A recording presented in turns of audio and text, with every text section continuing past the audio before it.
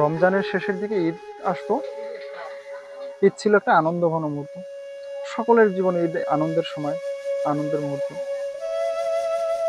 কিন্তু এই আনন্দের ভিতরেও বাবাকে কখনো দেখিনি যে বাবা একটা ইয়া লুঙ্গি কিনেছে, একটা পাঞ্জাবি কিনেছে, এক দুটা জুতো কিনেছে। তখন মনে মনে ভাবতাম, আসলে বাবা কেন, বাবা কি আনরোমান্টিক? বাবার আসলে শখ আহ্লাদ বলতে কিছু নেই, তা না হলে সে এরকম কেন করে? তখন মনে মনে ভাবতাম যে আসলে আমি যখন আহ, সংসার করব, সংসারিক হব, তখন আমি এটা করব না। আমি বাবার মতো এরকম করব না, বা আমি বাবাদের মতো এরকম করব না। সকলকে দিব, আমি নিজেও কিনবো। বাস্তবতার সম্মুখীন হতে গিয়ে সেটা আর হয় না।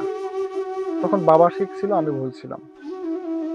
যেটা এখন এই মুহূর্তে বুঝতে পারছি যে কেন আমাদের পিতা মাতা আমাদেরকে দিয়ে তারা নেয় না। আমাদেরকে নূতন কাপড় পরায়, নূতন জুতা, তারপরে কন্যা সন্তানের জন্য যা যা লাগে সবকিছু করে। ঠিক তার উল্টো দিকে বাবারা কেন নেয় না, এই কেনর উত্তরটা এখন বুঝতে পেরেছি। যে সবার সবকিছু ইচ্ছা পূরণ করানোর পরে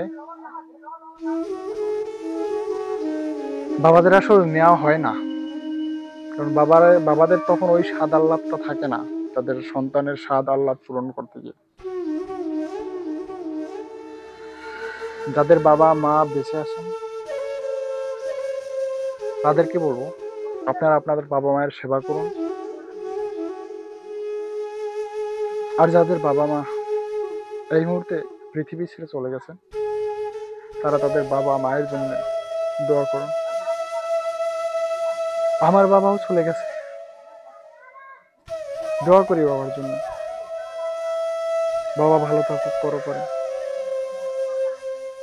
বাবাকে ভালো রাখুক আমার সৃষ্টিকর্তা। প্রার্থনা করে যাই বাবা যেন ভালো থাকে, প্রার্থনা করে যাই সকল বাবারা যেন ভালো থাকে।